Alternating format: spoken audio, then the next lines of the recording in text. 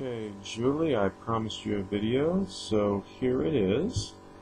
First, I want to say, nice hat. It really fits with the dirty hippie look, but hey, to each their own. Doesn't look that bad. Anyway, so in reference to Kalia, Jen was right. I wanted to talk to you about a few things, and I figured this was one of the more appropriate ways, since everybody seems to be on the whole bandwagon. Kalia and Yasur. Yes, it's Asur, not Izur, Isur, Isur, whatever. It's Asur. Now, they have a unique transportation system that allows them to get through the region rather easily. It's come about over 500 years since the Valtarian of digging and shaping their way through the mountains. Their tunnels extend throughout the entire region. Imagine 500 years of digging by a species that is able to carve their way through rock as if it were mud and clay. You get a couple hundred of them digging on one big tunnel, it's not going to take long for them to get through several miles in one day. These tunnels extend all across throughout. It's like this spider web network. Some tunnels have been abandoned, some have been maintained and are in regular operation. The ones that are in regular operation usually exit above ground at various trading posts and of course the border posts that Jen mentioned in the previous post. Their border posts are on the north, south, east, and western borders of Kalia. They're very isolated from the kingdom. It takes a long time to get to them. Since travel times are still kind of in the works, it's hard to give you an exact time frame on how long it takes to get from the kingdom to the posts. But suffice to say, long time, seasons worth. Because even though you're traveling underground and you're not having to go through all the mountains and climb and so on and so forth, it's still a long trip. As far as the tunnels go, the Asur dig through them and have several ventilation shafts where they end up depositing all of the material that they remove while digging. So you have these man-made mounds that are just massive, scattered throughout the region. Most of them very inaccessible by the majority of the humanoids above ground.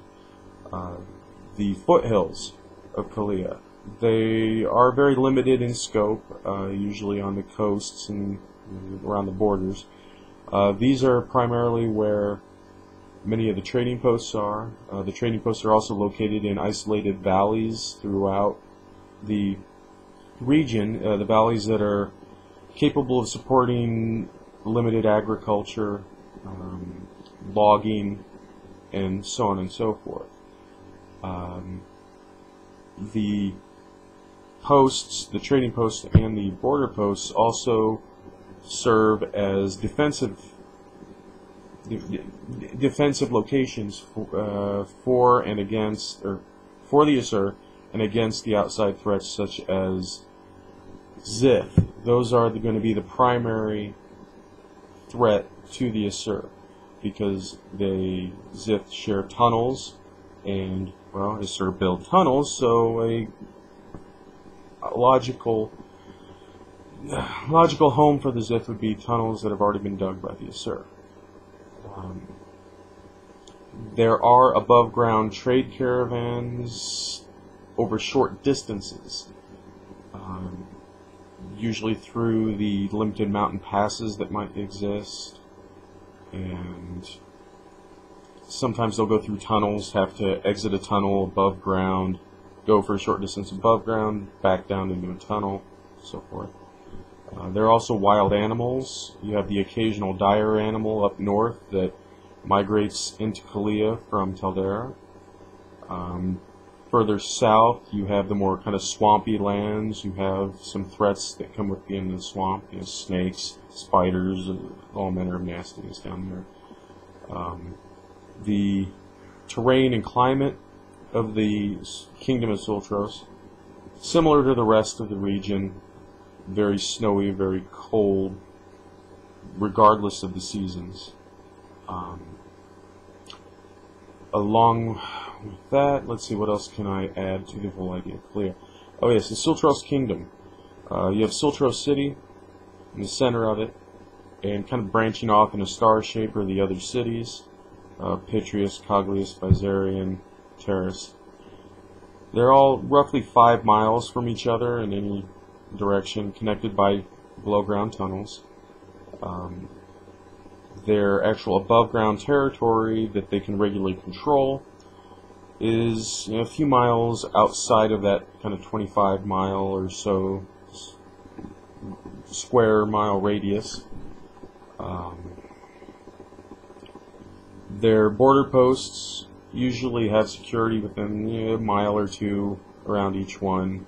They have their patrols and so on and so forth.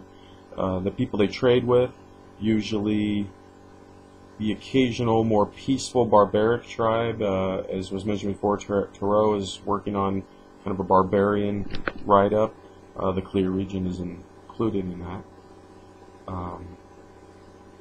The Aesir have a very uneasy relationship with the human barbarian tribes, although those that are a little more peaceful, a little more easy to work with, do benefit from the border post and the trading post as far as trade and as well as security. Let's see, what else can I say? Trying to make this not a very boring video, filled with a bunch of crap information. It just keeps droning on and on and on, which I'm starting to get into that right now. Let's see. I guess that's about all I can really say in general about the Caellia region as far as the Aesir are concerned. Zith, I can't emphasize enough how much of a threat they are becoming. As I've mentioned in the lore write-ups, they reproduce so rapidly. They're like a plague, like a locust plague that just spreads across the land. Granted, they're very prevalent in Cyprus, but they are also very prevalent in the Caellia region. Usually kind of around the outskirts, along the foothills, the coasts, the occasional valleys and lakes and so on and so forth. Wherever life can be supported with relative ease, you'll find the Zith.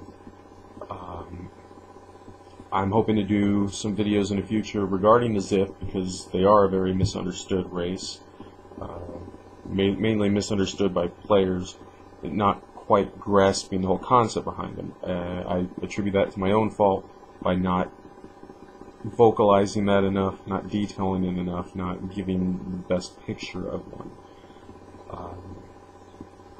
Sultros and the Aesir, I have gone to great lengths to detail those. There's still more to do. Now that my work schedule has finally, at least for a few months, settled down without the holiday season's over and done, I can get more into the Sultros as far as development and the big quest I've been planning for quite a while. Planning is something I kind of overdo sometimes, notes upon notes upon notes. But anyway, so yeah. For those of you that are watching this that aren't as interested in Caellia and the Aesir, I am getting more and more progress done on the price list, as many of you may have seen. I've expanded the tools and items section. As I've mentioned in the post within the price list request, I'm also tackling the gemstones, which I have a handful of them done already, but as I'm sure you're all aware, it is a massive project, so I'm kind of picking away at that when I can. I'm expanding on animals. I really want to include a lot of the more mundane animals within the price list as far as commodities go. Pets, livestock, that kind of thing, as well as animal parts, because there's a lot of use for the meat, the fur, the bones, the organs, etc., etc. So we'll get into that.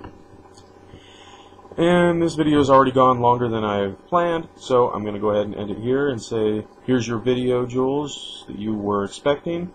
Again, great hat, love it, and catch you later. Bye. Bye for now.